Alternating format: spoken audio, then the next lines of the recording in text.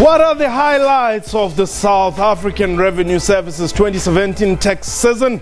What can be 50.8 billion rand revenue shortfall be attributed to? What is SARS' position on calls by Minister Malusi Gigaba for an inquiry into revenue service? And can the revenue service confidently say it has systems in place to combat illicit financial flows? What time is it? It's question time.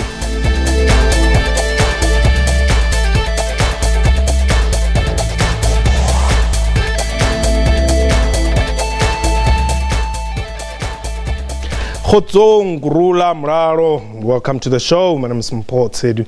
The paying of taxes by those eligible to do so continues to elicit much debate. In his medium-term budget statement 2 months ago, Finance Minister Malusi Gigaba announced a 50.8 billion revenue shortfall.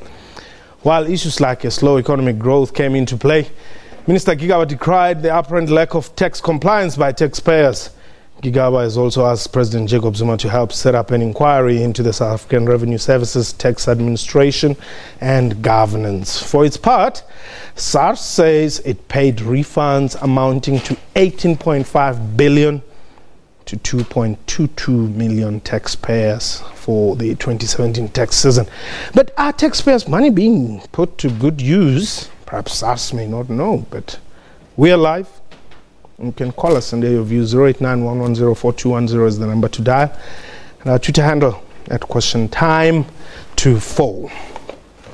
Now, my guest today, obviously, Luther Lebelo, is the Group Executive for Employment Relations at the South African Revenue Services. And he joins me in studio. Luther, thank you very much for making time to talk to us. There are stories, different stories. You withheld money so that you can appear to be doing well, whereas that is not the case. What is the story there? Yeah, firstly, it's impossible to do what the media is alleging that we're doing.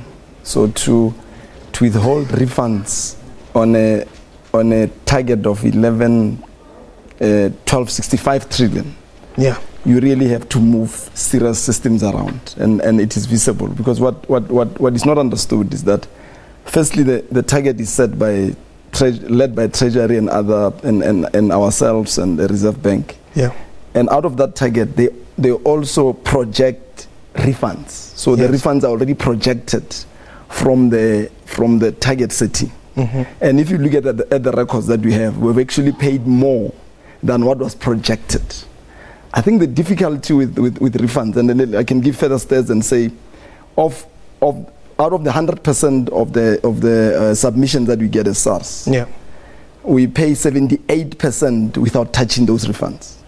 The only difficulty, and this is an unfortunate difficulty, yeah, is that we also have serious challenges. So one of the challenges is VAT fraud. There is a lot of fictitious people creating fictitious accounts, yeah, and cheating us of revenue.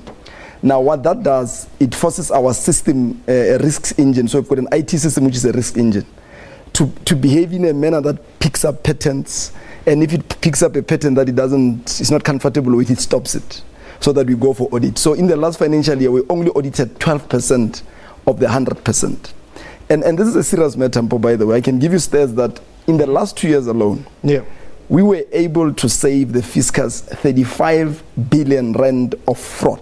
So if we didn't put this system that sometimes disturbs you, because then you have to go through audit and it distracts you because you're expecting a refund, yes, the fiscus would have lost 35 billion rand. So the biggest complaint is that somebody's waiting for a refund and he doesn't get a refund, and they start talking, which is fair because you're expecting the money. But we want them to appreciate that if we just let every submission pass, we would have lost about 35 billion rand. So the allegation about us withholding tax refunds is the most impossible thing to mention. And I even hear the media claiming that the ombudsman, the tax ombudsman, said that. The tax ombudsman never said that. It just picked up that our system sometimes becomes unfair to to the taxpayer. Yeah. It stops people that it's not supposed to stop. That's what it said. And we have committed as SARS that working with the Ombudsman, we are going to put systems in place to clean some of the systems, because some of them have been there for 10 years. So maybe they might not have evolved. So we're evolving those systems. But we can assure South Africans that there is no way that we'll hold refunds. Refunds, by the way, we paid, as you are saying, 19 billion rand in the last 6 months. Yeah. We have paid 198 billion rand of refunds. Because remember, refunds, when we pay you refunds, you go and spend it. When you spend it, we get our 14%. So it will be foolhardy of us to withhold the refunds, because it's the refunds that later on makes us the economy to grow and for us to get the revenue. Now, what is this 50.8 billion revenue shortfall attributed to? And the background will be important just in seconds. Okay. So there is a team called ROC. It's the Revenue Working Committee. What? Treasury? Rogue or ROC. Oh. RAWC. Okay. The Revenue Working Committee. So they meet and then they project the economy for 3 years. So they're saying the economy is going to be projected by growing by this and that and that and that. Correct. On the basis of that, they set a target for SARS, because we collect revenue from the gross domestic product.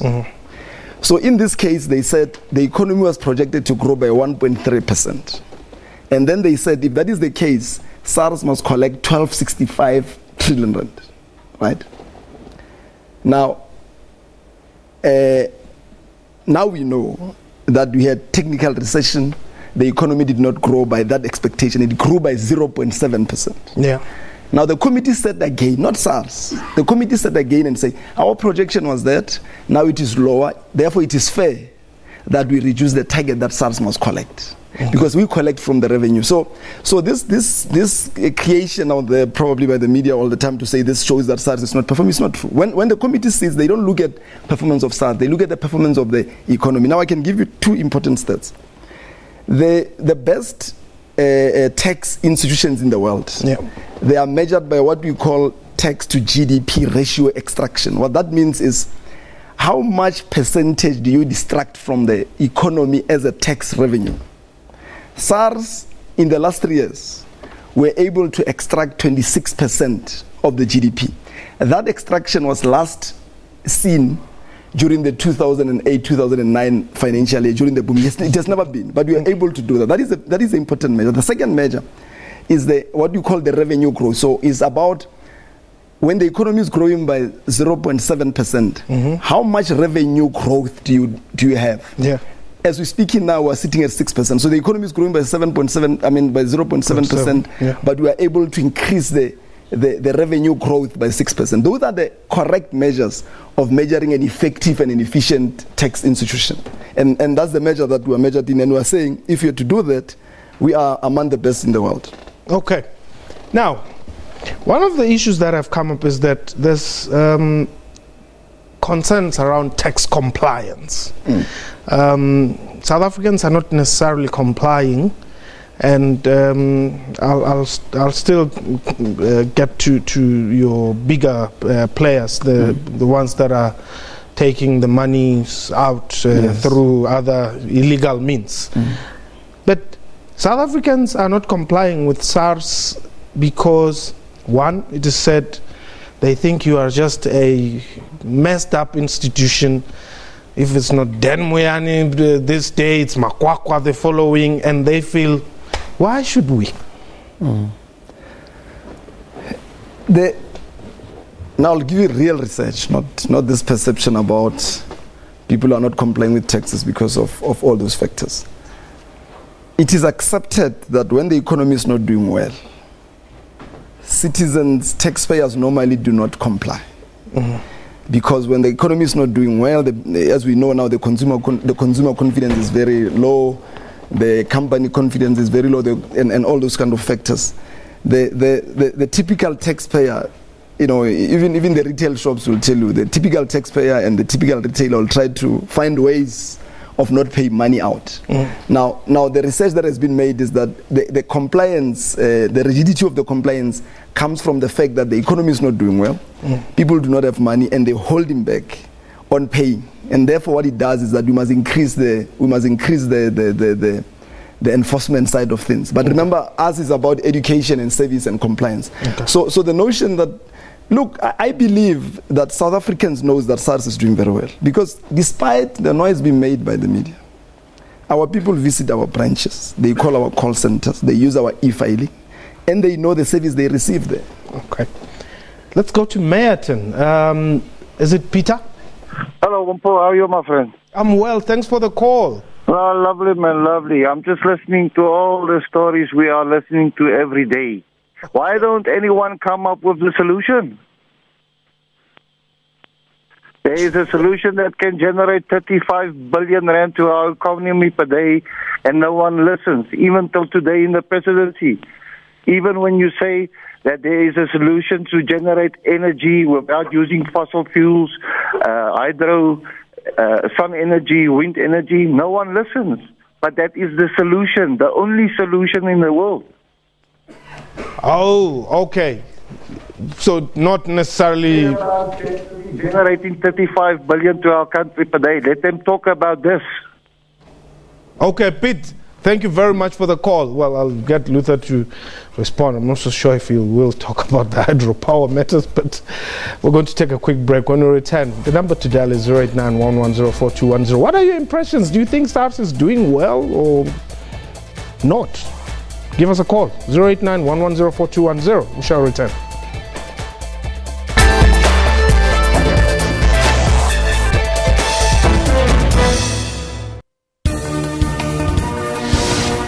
We take an in-depth look of all your stories of the day across the world. Last month, Mkhwebane said that the bank had failed in its duties to protect the public by not ensuring that ABSA repaid an apartheid-era bailout given to the failed bank, Bank-Corp. The rand fell nearly 2% on her remarks. My effort, in my opinion, is going to be to build a Zimbabwe that I believe in, as opposed to remaking a Zimbabwe of the past that I cannot do anyway. So I'm absolutely clear on this. We need to start showing more commitment by government that they are committed to working with business, and therefore that should start to stimulate confidence, and with confidence comes investment, and with investment hopefully comes growth. Stay tuned to Primetime News every day from 18 hours.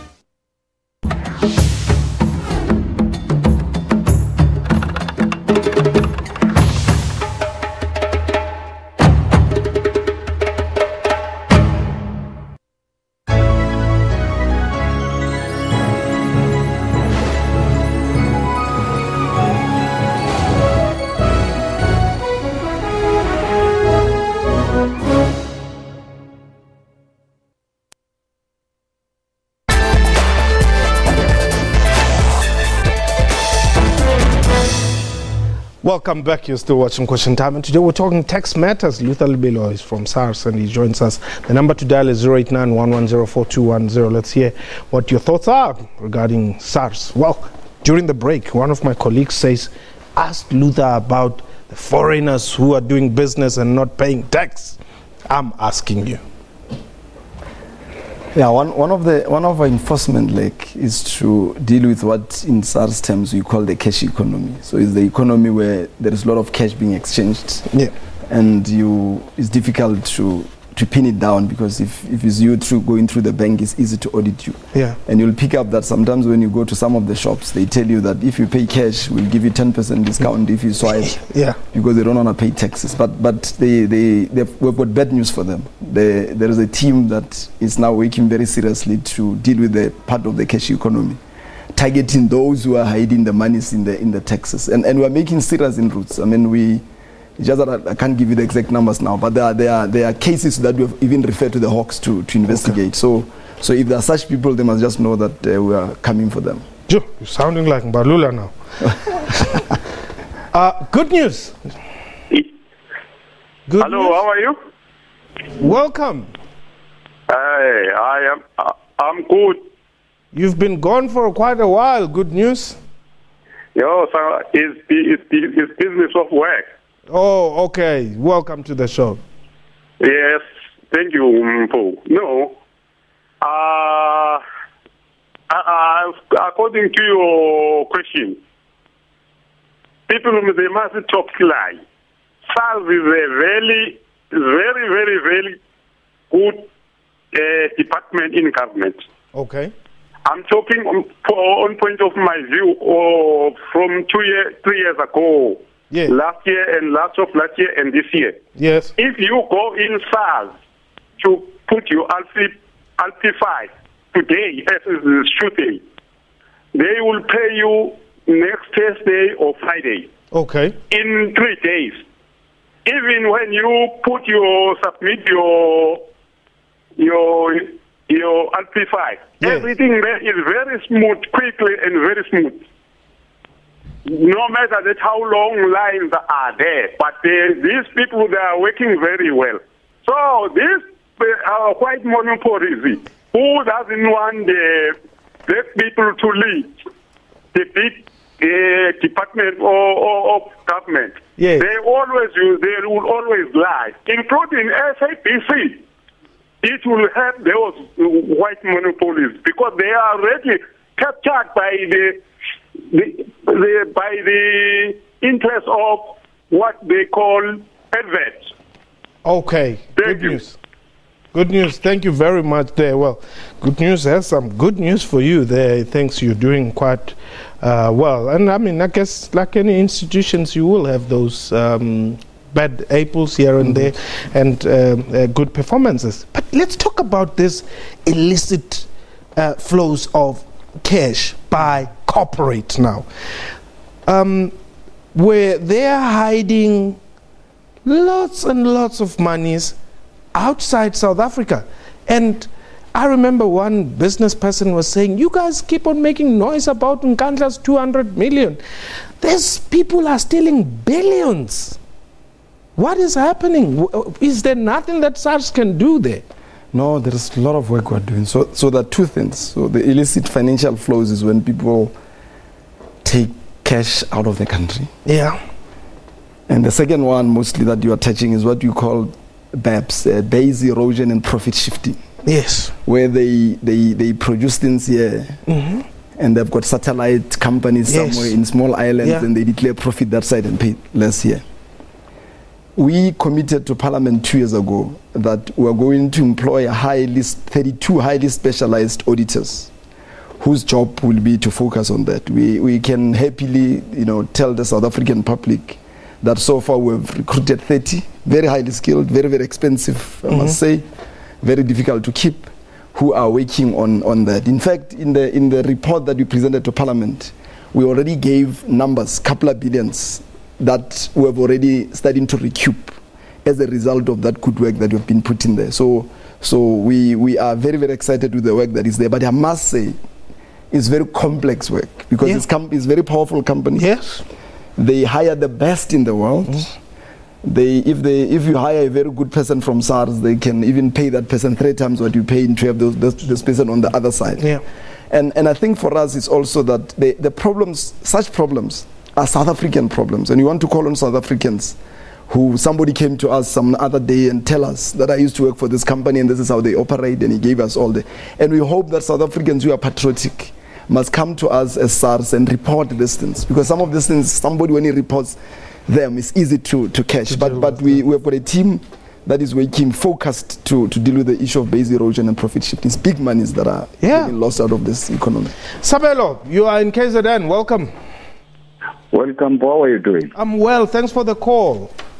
Yes, thank you very much, Paul. You're welcome. I've got a problem, Paul, with SARS. Okay. First of all, let me say I understand the importance of paying tax in South Africa. Yes. Because one thing that we as a society we need to understand is why do we pay this tax? Yeah. But let me tell you my story, Paul. Yes. From last year, I was owing SARS an amount of 4,600 rand.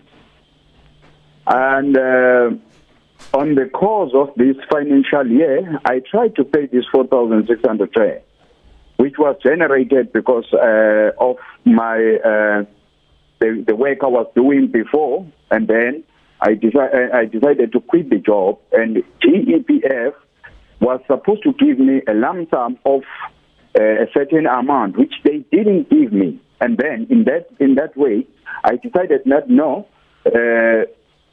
actually that I decided. So, DEPF decided not to give me the lump sum. They told me that they are going to give me on monthly basis a certain amount.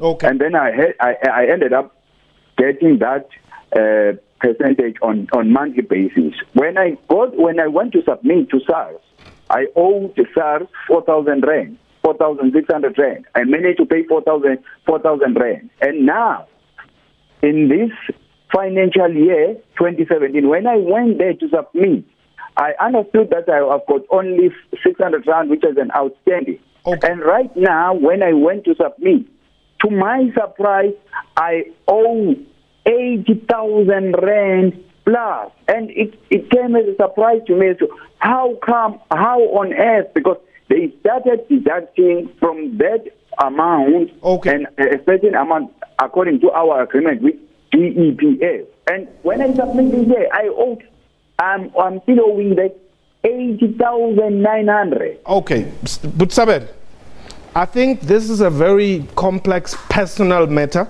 and I wanted to suggest that our producers perhaps take your numbers, and then Luther will make sure that one of their operators gives you a call and your matter is resolved, because from owing 4,000 rand and all of a sudden you owe 80,000 rand, that's quite abnormal. So I'm going to suggest that our producers indeed take your details, and then they'll just pass them through to Luther here. But a very, very quick one here. The minister says there must be a commission of inquiry into SARS.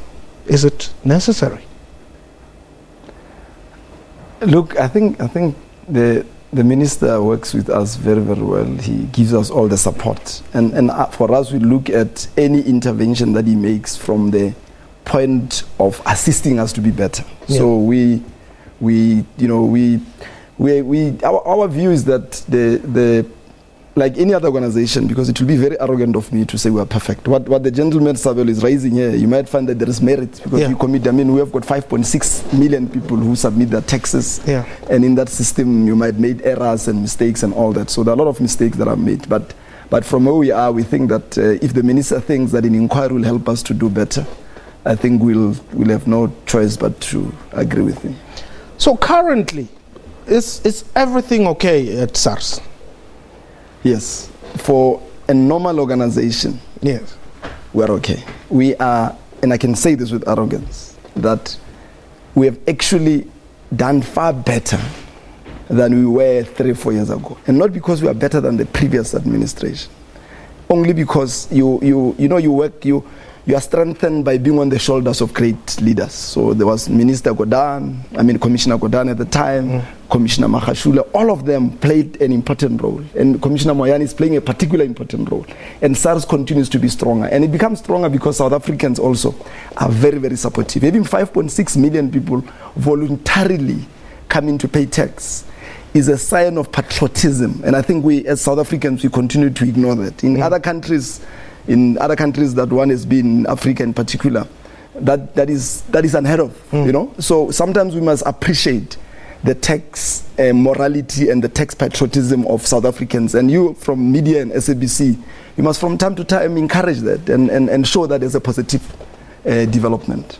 Well, I must ask this question, otherwise I'll be deleted from some WhatsApp group.